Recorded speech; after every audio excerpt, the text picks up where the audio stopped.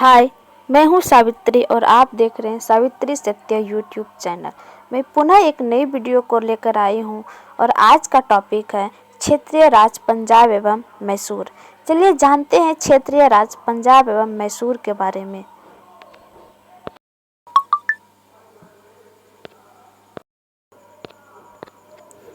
रंजीत सिंह का जन्म 13 नवंबर 1780 ईस्वी को सुकरचकिया मिसल के मुखिया महासिंह के घर हुआ था। रंजीत सिंह का जन्म कब हुआ था? 13 नवंबर 1780 को। किस मिसल में? तो सुकरचकिया मिसल में हुआ था। महाराजा रंजीत सिंह और अंग्रेजों के बीच 25 अप्रैल 1809 ईस्वी को अमृतसर की संधि हुई। आपसे प्रश्न पूछा जाएगा कि अमृतसर की संधि कब हुई? तो 25 अप्रैल 1809 ईस्वी को। किसके किसके बीच हुई? तो राजा रंजीत सिंह अंग्रेजों के बीच। उसने 1818 ईस्वी में मुल्तान, 1819 ईस्वी में कश्मीर और 1834 ईस्वी में पेशावर को जीत लिया। कब कब किसको जीता? 1818 ईस्वी में मुल्तान और 1819 ईस्वी में कश्मीर, 1834 ईस्वी में पेशावर को जीत लिया। किसने जीता? राजा रंजीत सिंह ने।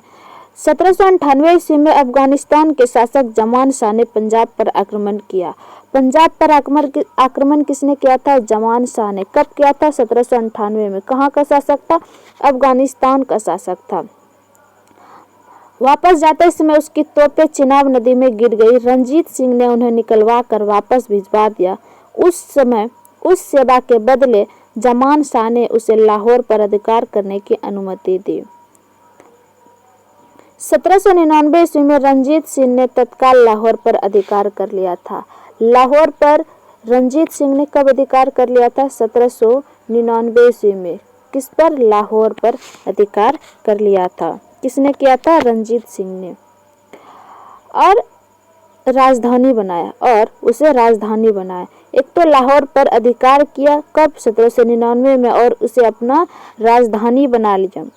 जमान शाह ने उसे राजा की उपाधि और लाहौर का सूबेदार बना लिया। उसका नाम जब लौटा के रंजीत सिंह ने वापस दे दिया था, तो इसीलिए जमान शाह ने उसे एक तो राजा की उपाधि प्रदान कर दी और दूसरे लाहौर का सूबेदार भी बना दिया।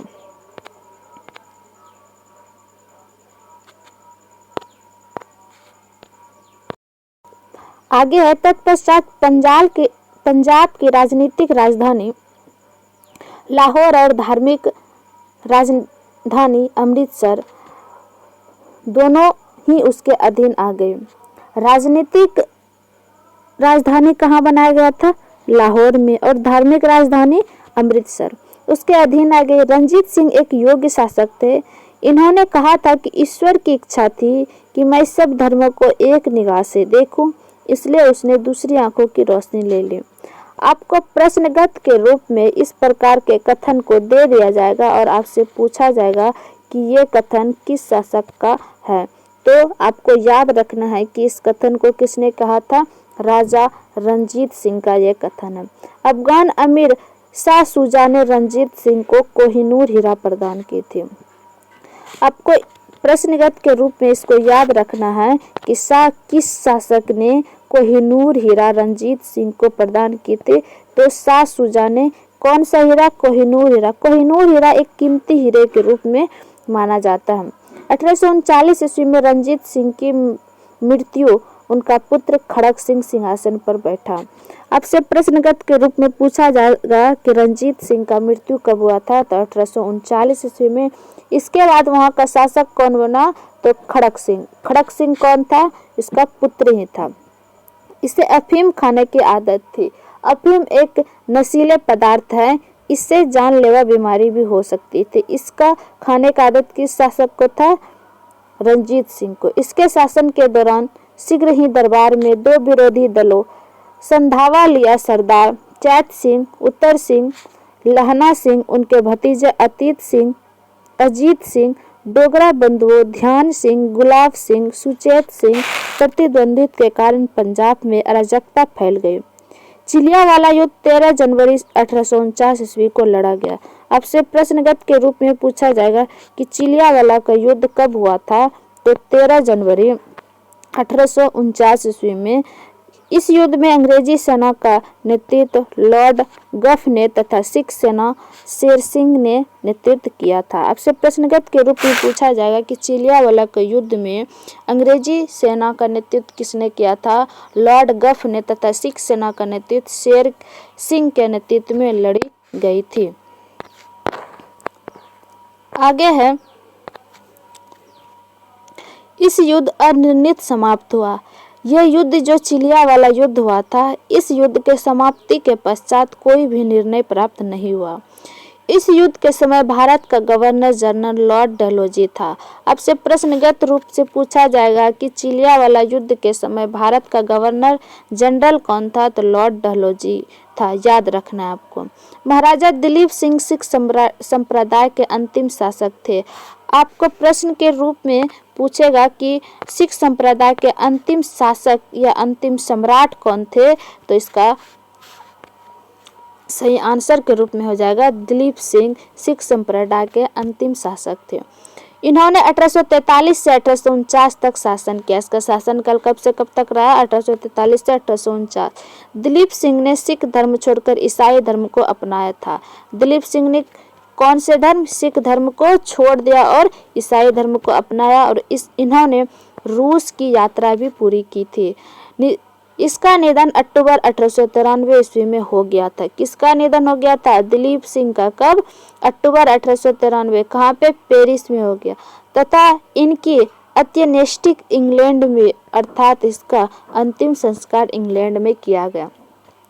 1849 ईस्वी में द्वितीय आंग्ल सिख युद्ध की समाप्ति पर अंग्रेजों द्वारा पंजाब का विलय हो गया। द्वितीय आंग्ल सिख युद्ध कब हुआ था? 1849 में। इसके द्वारा पंजाब का विलय हो गया तथा दिलीप सिंह को पेंशन देकर बाद में ब्रिटेन भेज दिया गया। पंजाब के ब्रिटिश साम्राज्य में विलय के बाद लॉर्ड डलहौजी ने 1849 ईस्वी में पंजाब पर शासन करने के लिए 3 लोगों की एक परिषद का गठन किया था। पहला कौन था? सर हेनरी लॉरेंस, जिसको अध्यक्ष चुना गया। दूसरा था जॉन लॉरेंस और तीसरा था चार्ल्स मानसेले।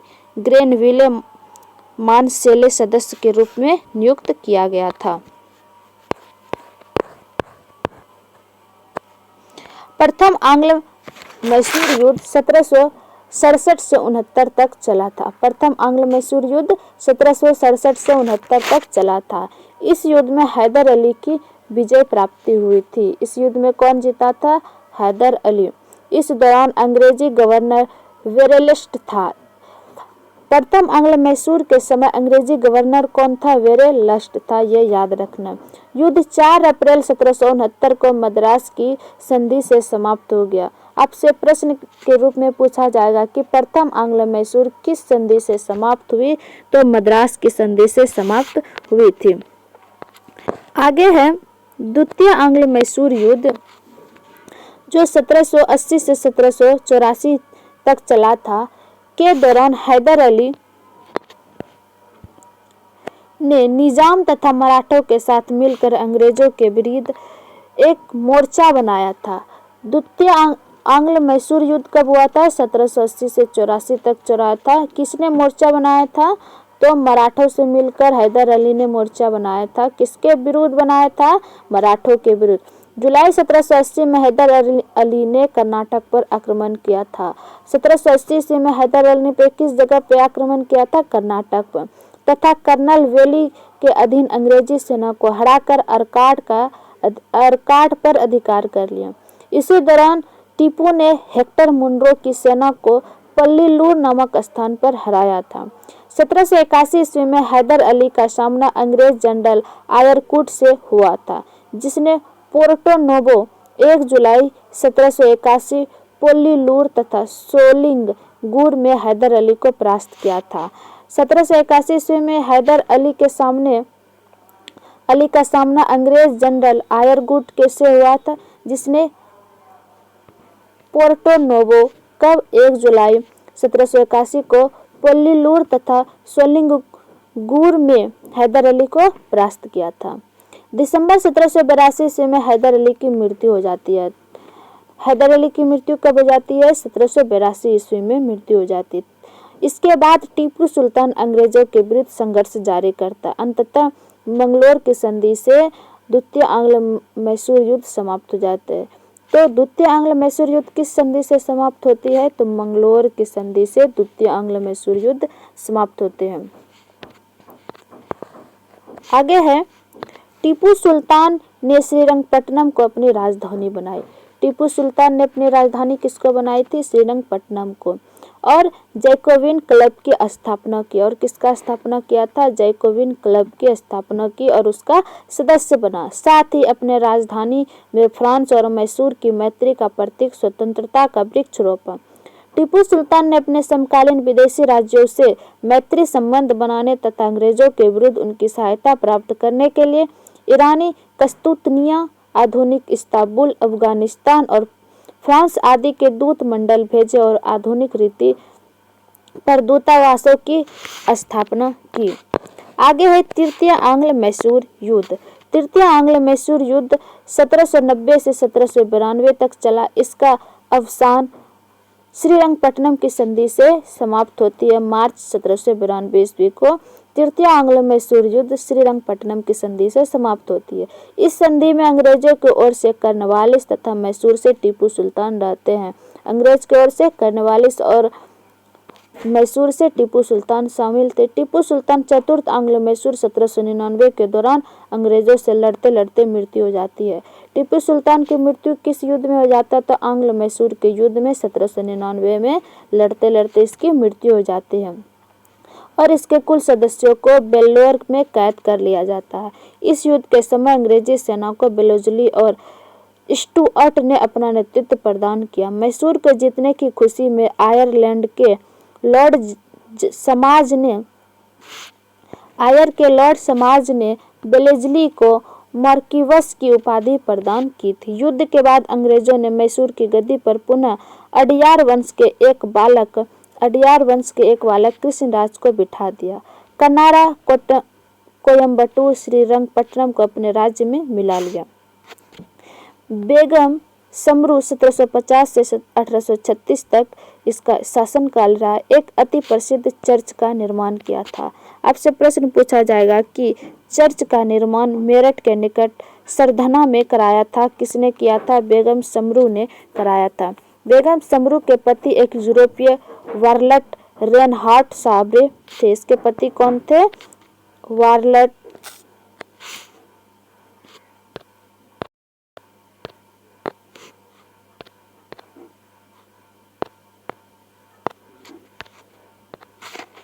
इसके पति थे रेनहार्ड साब्रे, जिन्होंने कई रियासतों को सैन्य सेवाएं प्रदान की थी। साब्रे को बंगाल के नवाब नजफ खान ने सहारनपुर के रूहेला सरदार जप्ता खां को हराने के प्रमुख भूमिका के कारण सरधना की जागीर प्रदान की थी। अपने पति की मृत्यु के बाद बेगम समरू सरधना की शासिका बनी। आपसे प्रश्न के रूप में पूछा जाएगा कि सरधना की शासिका कौन थी? तो बेगम समरू सरधना की शासिका बनी। ये टॉपिक समाप्त होता है और इससे संबंधित अब प्रश्न को देख लेते हैं। पहला नंबर प्रश्न है कि रंजीत सिंह के राज्य से सम्मिलित था। रंजीत सिंह के राज्य में सम्मिलित था, तो इसका सही आंसर हो जाएगा ऑप्शन नंबर डी, श्रीनगर। इसका व्याख्या, रंजीत सिंह का जन्म 13 नवंबर 1780 ईस्वी को सुकरचकिया मिसल के मुखिया महासिंह के घर हुआ। महाराजा रंजीत सिंह और अंग्रेजों के बीच 25 अप्रैल 1809 ईस्वी को अमृतसर की संधि हुई। संधि का तत्कालीन प्रभाव यह हुआ कि रंजीत सिंह का सतलज पार के सिख राजाओं के ऊपर प्रभुत्व जमाने का सपना टूट गया। परंतु दूसरी ओर, जैसा कनिंघम ने कहा कि रंजीत सिंह को पश्चिमी दिशा में प्रयास करने की खुली छूट मिल गई। उसने 1818 ईस्वी में मुल्तान, 1819 में कश्मीर और 1834 में पेशावर को जीत लिया। इस प्रकार प्रश्नगत विकल्पों में श्रीनगर रंजीत सिंह के राज्य में सम्मिलित था। क्वेश्चन नंबर 2 कि रंजीत सिंह किस मिसल से संबंधित थे? तो इसका सही आंसर हो जाएगा सुकरचकिया। इसका सही आंसर हो जाएगा सुकरचकिया मिसल से संबंधित थे। तीसरा नंबर क्वेश्चन है, महाराजा रंजीत सिंह के राज्य की राजधानी थी, तो इसकी राजधानी कहाँ थी? लाहौर। व्याख्या, 1798 ईस्वी में अफगानिस्तान के शासक जमान शाह ने पंजाब पर आक्रमण किया। वापस जाते समय इसकी तोपें चिनाब नदी में गिर गई। रंजीत सिंह ने इन्हें निकलवा कर वापस भिजवा दिया। उस सेवा के बदले जमान शाह ने उसे लाहौर पर अधिकार करने की अनुमति दे दी। 1799 में रंजीत सिंह के तत्कालिक लाहौर पर अधिकार कर लिया तथा उसे अपनी राजधानी बनाया। अगला चौथा नंबर क्वेश्चन है कि राजा रंजीत सिंह ने किस स्थान पर अदालत आला की स्थापना की? तो इसका सही आंसर हो जाएगा लाहौर में इसकी स्थापना किया। इसका व्याख्या है, रंजीत सिंह की न्याय व्यवस्था कठोर थी। राज्य की सर्वोच्च अदालत का नाम अदालत आला, यह अदालत लाहौर में स्थित थी। रंजीत सिंह स्वयं इसके प्रधान न्यायाधीश थे। 5वां नंबर क्वेश्चन है, रंजीत सिंह ने सुप्रसिद्ध कोहिनूर हीरा किससे प्राप्त किया था? तो शाह शुजा से कोहिनूर हीरा प्राप्त किया था। इसका व्याख्या है, पंजाब अहमद शाह अब्दाली के साम्राज्य का भाग था, परंतु 1773 ईस्वी में इसकी मृत्यु के पश्चात मुल्तान, कश्मीर इत्यादि कुछ छोटे छोटे भागों को छोड़कर शेष पर सिख मिसलों का अधिकार हो गया। उधर अफगानों के आंतरिक झगड़ों के कारण रंजीत सिंह को अपनी स्थिति दृढ़ करने का अवसर मिला। 1800 ईस्वी में अहमद शाह अब्दाली का फौज पुत्र शाह शुजा काबुल को गद्दी पर बैठा दिया, परंतु उसके भाई शाह महमूद ने शक्तिशाली बरकतजई सरदारों फतेह खां और दोस्त मोहम्मद की सहायता से उसे 1809 ईस्वी में विस्थापित कर दिया तथा स्वयं कश्मीर और पेशावर पर अधिकार कर लिया। इसी अवसर पर शाह शुजा ने काबुल का राज्य प्राप्त करने के लिए रंजीत सिंह से सहायता मांगी और उन्हें कोहिनूर हीरा भेंट दिया। 6वां नंबर क्वेश्चन है कि निम्नलिखित में से किसने कहा था कि ईश्वर की इच्छा थी कि मैं सब धर्मों को एक निगाह से देखूं, इसलिए उसने दूसरी आंखों की रोशनी छीनी? तो इसका सही आंसर हो जाएगा महाराजा रंजीत सिंह। इसका व्याख्या है कि रंजीत सिंह का जन्म 13 नवंबर 1780 ईस्वी को सुकर चकिया मिसल के मुखिया महासिंह के घर हुआ। वह 12 वर्ष के ही थे, उनके पिता का स्वर्गवास हो गया। 1792 से 1797 ईस्वी तक प्रतिशासन परिषद, जिसमें उनकी माता, सास और दीवान लखपत राय थे, शासन का कार्य चलाया। 1797 ईस्वी में उन्होंने समस्त कार्यभार स्वयं संभाल लिया। रंजीत सिंह ने लाहौर पर 1799 ईस्वी में, अमृतसर पर 1805 ईस्वी में तथा फरीदकोट, मालेर कोटला और अम्बाला पर 1808 ईस्वी में विजय प्राप्त की। रंजीत सिंह एक योग्य शासक थे। इन्होंने कहा था, ईश्वर की इच्छा थी कि मैं सब धर्मों को एक निगाह से देखूं, इसलिए उसने दूसरी आंख की रोशनी छीन ली। अगला 7वां नंबर क्वेश्चन है,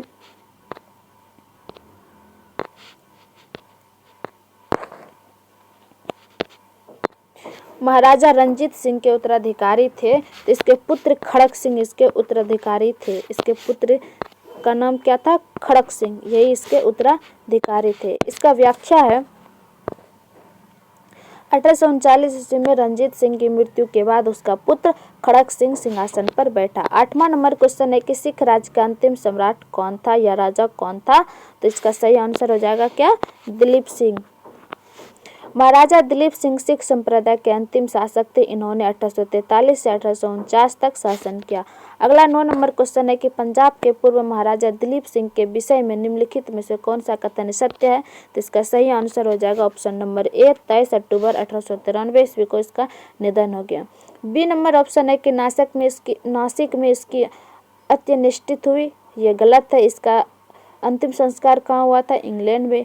इन्होंने कभी सिख की धर्म नहीं छोड़ा, तो नई ईसाई धर्म को वो अपनाया था। फिर चौथा ऑप्शन है कि वह कभी भी रूस नहीं गया, तो रूस गया था। तो ये तीनों ऑप्शन गलत है और 1 नंबर ऑप्शन सही है। इसका व्याख्या है, पंजाब के पूर्व महाराजा दिलीप सिंह का निधन 22 या कुछ स्रोतों के अनुसार 23 अक्टूबर 1893 ईस्वी को पेरिस में हो गया। शेष सभी कथन असत्य। दिलीप सिंह ने सिख धर्म छोड़कर ईसाई धर्म को अपनाया। इन्होंने रूस की यात्रा की थी। इसकी अंत्येष्टि इंग्लैंड में हुई थी। अगला 10 नंबर क्वेश्चन है कि सिख संप्रदाय के अंतिम शासक कौन है? तो अभी इसका क्वेश्चन आंसर हुआ कि दिलीप सिंह था। इसका व्याख्या है, पंजाब के सिख संप्रदाय के अंतिम शासक दिलीप सिंह थे। 1849 ईस्वी में द्वितीय आंग्ल सिख युद्ध की समाप्ति पर अंग्रेजों द्वारा पंजाब का विलय कर लिया गया तथा दिलीप सिंह को पेंशन देकर बाद में ब्रिटेन भेज दिया गया। 11 नंबर क्वेश्चन है कि पंजाब के विलय के पश्चात पंजाब पर शासन करने के लिए निम्नलिखित में से कौन 3 परिषद का सदस्य नहीं थे? तो इसका सही आंसर हो जाएगा ऑप्शन नंबर ए और option number D. H M. Elliot और रॉबर्ट मॉन्टगोमरी इसका शासक नहीं था। इसमें बी नंबर ऑप्शन है सर हेनरी लॉरेंस और जॉन लॉरेंस, ये दोनों शासक थे। इसके शासक और एक थे। इसका व्याख्या मैं बोल देती हूँ।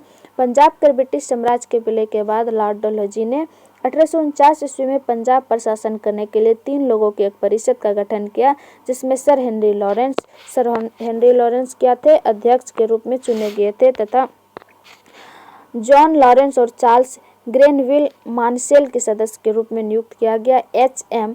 इलियट तथा रॉबर्ट मॉन्टगोमरी इस सदस्य के संबंधित नहीं थे। 12 नंबर क्वेश्चन है कि प्रथम आंग्ल मैसूर युद्ध 1767 या 66 से 69 में कौन सी विजय प्राप्त हुए थे, मतलब किसका विजय हुआ था, तो हैदर अली इसके विजय प्राप्त किए थे। इसका व्याख्या प्रथम आंग्ल मैसूर युद्ध 1767 से 69 में अंग्रेजों और हैदर अली के मध्य हुआ। निजाम मराठा और अंग्रेज हैदर के विरुद्ध त्रिकूट संधि में सम्मिलित हुए। हैदर ने अपनी कूटनीति सूझबूझ से इस त्रिगुट को भंग करने का प्रयास किया। उसने मराठों को धन देकर और निजाम को प्रदेश का प्रलोभन देकर अपनी ओर मिला लिया और फिर कर्नाटक पर आक्रमण किया। अंग्रेजों की प्रारंभिक सफलता के कारण निजाम पुनः अंग्रेजों की ओर चला गया। हैदर अली ने उत्साहपूर्वक लड़ते हुए 1768 ईस्वी में मंगलोर पर अधिकार कर लिया। मार्च 1769 ईस्वी में इसी सेनाएं मद्रास तक जा पहुंची थी और अंग्रेजों के विशेषता में हैदर अली की शर्तों पर 4 अप्रैल 1769 ईस्वी को मद्रास की संधि हुई। अगला 13 नंबर क्वेश्चन है कि निम्नलिखित में से कौन 1755 ईस्वी में डिंडीगुल मैसूर में एक आधुनिक शस्त्रागार की स्थापना की, तो इसका सही आंसर हो जाएगा option number B Haider Ali. व्याख्या है 1742 ईस्वी में वेंकट राय के नेतृत्व मैसूर सेना के डिंडीगुल पर विजय प्राप्त की। 1755 ईस्वी में मैसूर के महाराजा ने स्थिति को संभालने के लिए हैदर अली को डिंडीगुल भेजा। 1755 ईस्वी में हैदर अली ने डिंडीगुल पर कब्जा कर लिया और इस किले को एक सैन्य चौकी में बदल दिया। बाद में हैदर अली मैसूर का वास्तविक शासक बन गया और 1777 ईस्वी में इन्होंने पुरसीन मीर साहब को डिंडीगुल का गवर्नर नियुक्त कर दिया। अगला 14 नंबर क्वेश्चन है कि ब्रिटिश जनरल जिसने हैदर अली को पोर्टो नोवो के युद्ध में हराया था वो कौन था, तो इसका सही आंसर होगा सर आयर कूट था। ऑप्शन नंबर बी इसका करेक्ट आंसर हो जाएगा। इसका व्याख्या है 1781 ईस्वी में हैदर अली का सामना अंग्रेज जनरल आयरकूट से हुआ, जिसने पोर्टो नोवो के युद्ध 1 जुलाई 1781 ईस्वी में हैदर अली को परास्त किया था। अगला 15 नंबर क्वेश्चन है टीपू सुल्तान ने अपनी राजधानी कहाँ बनाई थी, श्रीरंगपट्टनम में अपनी राजधानी बनाई थी। इसका ऑप्शन नंबर ए सही आंसर हो जाएगा। टीपू सुल्तान ने श्रीरंगपट्टनम को अपनी राजधानी बनाया एवं यहाँ जैकोबिन क्लब की स्थापना की। अगला 16 नंबर क्वेश्चन है कि निम्नलिखित भारतीय शासकों में से कौन था जिसने विदेशों में आधुनिक पद्धति से द्वैतावास स्थापित किया, तो इसका सही आंसर हो जाएगा option number D Tipu Sultan. अगला क्वेश्चन 17 नंबर है कि टीपू सुल्तान ने ब्रिटिश सेना को 1780 में कहाँ हराया था, तो इसका सही आंसर हो जाएगा पोल्लीलूर में हराया था। इसका व्याख्या है हैदर अली एवं टीपू सुल्तान ने मराठों तथा निजाम के साथ एक समझौता कर लिया तथा फ्रांसीसी सहायता का वचन ले लिया तथा कर्नाटक पर जुलाई 1780 ईस्वी में आक्रमण करके अर्काट पर अधिकार कर लिया। तत्पश्चात टीपू ने हेक्टर मुंडो की सेना को पोल्लीलूर नामक स्थान पर हराया। अगला 18 नंबर क्वेश्चन है अंग्रेजों ने श्रीरंगपट्टनम की संधि किसके साथ की थी, तो इसका सही आंसर हो जाएगा टीपू सुल्तान के साथ श्रीरंगपट्टनम की संधि की थी। Option number C. तृतीय आंग्ल मैसूर युद्ध 1790 से 92 का अवसान श्रीरंगपट्टनम की संधि से समाप्त हुई थी। इस संधि के अंग्रेजों की ओर से कर्नवालिस और मैसूर से टीपू सुल्तान शामिल थे। इसके द्वारा टीपू को अपने राज्य का लगभग आधा भाग अंग्रेजों द्वारा उसके साथियों को देना पड़ा। साथ ही युद्ध में हर्जाना के रूप में टीपू को 3 करोड़ रुपये अंग्रेजों को देना था। श्रीरंगपट्टनम की संधि में यह शामिल था कि जब तक टीपू 3 करोड़ रुपये नहीं देगा तब तक उसके 2 पुत्र अंग्रेजों के कब्जे में रहेंगे। कर्नवालिस ने संधि के बाद यह टिप्पणी की कि हमने अपने शत्रु को प्रभावशाली ढंग से पंगु बना दिया तथा साथियों को भी शक्तिशाली नहीं बनने दिया। 19 नंबर क्वेश्चन है कि टीपू सुल्तान अंग्रेजों के साथ युद्ध में कब मारे गए थे? तो टीपू सुल्तान की मृत्यु चतुर्थ आंग्ल मैसूर युद्ध में हो गई थी और चतुर्थ आंग्ल मैसूर युद्ध 1799 ईस्वी में हुई थी। अगला 20 नंबर क्वेश्चन है, निम्नलिखित में से कौन एक सुमेलित है? तो इसका सही आंसर हो जाएगा ऑप्शन नंबर डी चतुर्थ। ऑप्शन नंबर इसका डी आंसर सही हो जाएगा। चतुर्थ आंग्ल मैसूर युद्ध टीपू पराजित किया गया युद्ध के मध्यस्थ दिवंगत हुआ। इसका व्याख्या कि प्रथम आंग्ल मैसूर युद्ध 1767 से 69 में हुआ। इस दौरान अंग्रेज गवर्नर वेरेलस्ट था। युद्ध 4 अप्रैल 1769 ईस्वी को मद्रास की संधि से समाप्त होता है। प्रथम आंग्ल मैसूर युद्ध मद्रास की संधि से समाप्त होते हैं। इसका दूसरा है कि द्वितीय आंग्ल मैसूर युद्ध 1780 से 84 तक चला। इस युद्ध के दौरान अंग्रेज गवर्नर वारेन हेस्टिंग था। यह युद्ध 1784 के मंगलोर की संधि से समाप्त हुआ। इसको इस प्रकार से याद रखना है कि पहला किस संधि से समाप्त हुआ, दूसरा किस संधि से, तीसरा किस संधि से और चौथा किस संधि। इस प्रकार प्रश्नगत ऑप्शन वाइज दे के आपसे पूछ लिया जाता है कि कौन सा संधि किस युद्ध से समाप्त हुआ, या तो ईस्वी दे के पूछ लिया जाता है कि कौन सा संधि किस किस ईस्वी में समाप्त हुआ था। तो आपको इसका ध्यान से याद रखना पड़ता है, क्योंकि मल्टी टाइप के प्रश्न में इस प्रकार के क्वेश्चन दे के उसके बाद कूट दे के पूछ लिया जाता है। अगला तीसरा है कि तृतीय आंग्ल मैसूर युद्ध 1790 से 92 तक चला। इस दौरान अंग्रेज गवर्नर जनरल लॉर्ड कॉर्नवालिस था। इस दौरान जनरल लॉर्ड कॉर्नवालिस गवर्नर के रूप में थे। अंग्रेजों के विरुद्ध सहायता के लिए टीपू सुल्तान ने तुर्की से सहायता प्राप्त करने का प्रयत्न किया। 1784 से 85 में उसने एक दूत कस्तूनिया भेजा। 1787 में टीपू सुल्तान ने एक दूत मंडल फ्रांस में भेजा। यह युद्ध 1792 में श्रीरंगपट्टनम की संधि से समाप्त हो जाता था। तीसरा आंग्ल मैसूर युद्ध 1792 में समाप्त होता और किस युद्ध से? श्रीरंगपट्टनम की संधि से युद्ध समाप्त होता। चतुर्थ आंग्ल मैसूर युद्ध 1799 ईस्वी में हो रहा है। इसका चतुर्थ आंग्ल मैसूर युद्ध 1799 ईस्वी में। इस दौरान अंग्रेज गवर्नर जनरल लॉर्ड वेलेस्ली था। 4 मई 1799 ईस्वी को अंग्रेज सेना श्रीरंगपट्टनम के दुर्ग जीत लिए। कहाँ के? श्रीरंगपट्टनम के। टीपू सुल्तान ने लड़ते लड़ते वीर गति को प्राप्त किया। मतलब 1799 ईस्वी में टीपू सुल्तान की मृत्यु हो जाती है। चतुर्थ आंग्ल मैसूर युद्ध में टीपू के कुल सदस्यों को बेल्लोर में कैद कर लिया जाता है।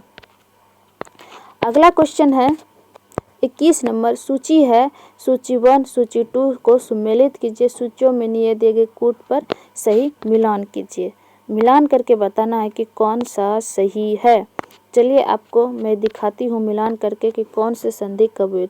इलाहाबाद की संधि कब हुई थी? 1765 में हुई थी। इलाहाबाद की संधि कब हुई थी?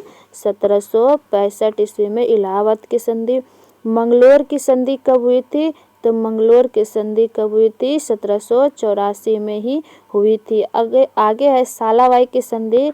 सालाबाई की संधि 82 में हुई थी। इसको याद कैसे रख सकते हैं? सालाबाई, बाई और 82। तो इस प्रकार से हम याद भी रख सकते हैं। सालाबाई की संधि 1782 में हुई थी और मद्रास की संधि कब हुई थी? 1769 में। तो ए का हो जाएगा 4, 2 का हो जाएगा, बी का हो जाएगा 2 और सी का हो जाएगा 1 और डी का हो जाएगा 3। इस प्रकार से ऑप्शन नंबर सी इसका सही आंसर हो जाएगा। इसका व्याख्या है कि इलाहाबाद की प्रथम संधि अंग्रेजों और मुगल सम्राट शाह आलम द्वितीय के मध्य 12 अगस्त 1765 ईस्वी को हुई, जबकि इलाहाबाद की द्वितीय संधि अंग्रेज और अवध के नवाब शुजा उद दौला के बीच 16 अगस्त 1765 को हुई। मंगलोर की संधि द्वितीय आंग्ल मैसूर युद्ध 1780 से 84 के बाद अंग्रेजों और टीपू सुल्तान के मध्य 1784 ईस्वी में हुई। सालाबाई की संधि प्रथम आंग्ल मराठा युद्ध 1775 से 82 ईस्वी के बाद महादजी सिंधिया की मध्यस्थता में अंग्रेजों और मराठों के मध्य 1782 ईस्वी में। मद्रास की संधि प्रथम आंग्ल मैसूर युद्ध 1767 से 69 के बाद 1769 में हैदर अली और अंग्रेजों के बीच हुई। 22 नंबर क्वेश्चन है, बेगम समरू ने एक अति प्रसिद्ध चर्च का निर्माण कराया था। तो कहाँ पे? सरधना नामक स्थान पर किया था। ऑप्शन नंबर इसका सी सही आंसर हो जाएगा। इसका व्याख्या है, बेगम समरू 1750 से 1836 ईस्वी में एक अति प्रसिद्ध चर्च का निर्माण मेरठ के निकट सरधना में कराया था। 23 नंबर क्वेश्चन है, निम्नलिखित कथनों में से कौन सा एक सही नहीं है? तो इसका सही आंसर हो जाएगा ऑप्शन नंबर ए। अली मर्दान खान ने बंगाल में राजस्व कृषि पद्धति प्रारंभ की थी। इसका सही नंबर ऑप्शन हो जाएगा ए, ये कथन सही नहीं है। इसका व्याख्या है, रंजीत सिंह ने तोप खाने पर अधिक बल दिया। लाहौर तथा अमृतसर में तोपें, गोला बारूद बनाने के कारखाने लगाए गए। आमेर के सवाई जयसिंह ने यूक्लिड के रेखागति के तत्वों का सांस्कृतिक में अनुवाद कराया। सवाई जयसिंह ने जयपुर, दिल्ली, बनारस आदि नगरों में 5 वेधशालाएं भी बनाई। टीपू सुल्तान ने श्रृंगेरी मंदिर में शारदा देवी की मूर्ति के निर्माण के लिए धन दिया, जबकि बंगाल के राजस्व कृषि पद्धति प्रारंभ करने का श्रेय अली मर्दान खां को नहीं बल्कि किसको जाता, मुर्शिद कुली खां को जाता है। अगला 24 नंबर क्वेश्चन है और ये लास्ट क्वेश्चन है। निम्नलिखित कथनों पर विचार कीजिए। पहला कथन है कि पानीपत के तृतीय युद्ध में अहमद शाह अब्दाली ने इब्राहिम लोदी को परास्त किया। दूसरा है कि तृतीय आंग्ल मैसूर युद्ध में टीपू सुल्तान की मृत्यु हुई। और तीसरा है, प्लासी के युद्ध में शुजा-उद-दौला की पराजय के लिए मीर जाफर ने अंग्रेजों से मिलकर षड्यंत्र रचा। तो इसका सही आंसर हो जाएगा ऑप्शन नंबर बी, केवल बी जो है कथन वो सही है। दूसरा है कि द्वितीय आंग्ल मैसूर युद्ध में टीपू सुल्तान की मृत्यु हुई थी, ये बिल्कुल ही गलत है। चतुर्थ आंग्ल मैसूर में युद्ध में टीपू सुल्तान की मृत्यु हो गई थी। इसका व्याख्या है कि 14 जनवरी 1761 ईस्वी को पानीपत की तीसरी लड़ाई में अहमद शाह अब्दाली ने सदाशिवराव भाऊ के नेतृत्व वाली मराठा सेना को बुरी तरह परास्त किया। जे.एन. सरकार के अनुसार महाराष्ट्र में संभवतः ऐसा कोई परिवार नहीं होगा जिसने कोई न कोई अपना संबंधित न खोया हो, तथा कुछ परिवारों का तो सर्वनाश ही हो गया। 1790 से 92 ईस्वी में हुए तीसरे आंग्ल मैसूर युद्ध टीपू सुल्तान केवल पराजित हुए, उनकी मृत्यु नहीं हुई। श्रीरंगपट्टनम की संधि से युद्ध विराम संपन्न हुआ और टीपू सुल्तान की मृत्यु 1799 ईस्वी में चतुर्थ आंग्ल मैसूर युद्ध में हुई। प्लासी के युद्ध 1757 ईस्वी में मीर जाफर ने अंग्रेजों से मिलकर सिराजुद्दौला के विरुद्ध षड्यंत्र रचा। अन्य षड्यंत्र यात्रियों में साहूकार, जगत सेठ, राय दुर्लभ, अमीन चंद्र प्रमुख थे, अतः केवल तीसरा कथन सत्य है। इस प्रकार आज का टॉपिक यहीं तक रहता है। हम मिलते हैं नेक्स्ट वीडियो में। अभी के लिए धन्यवाद।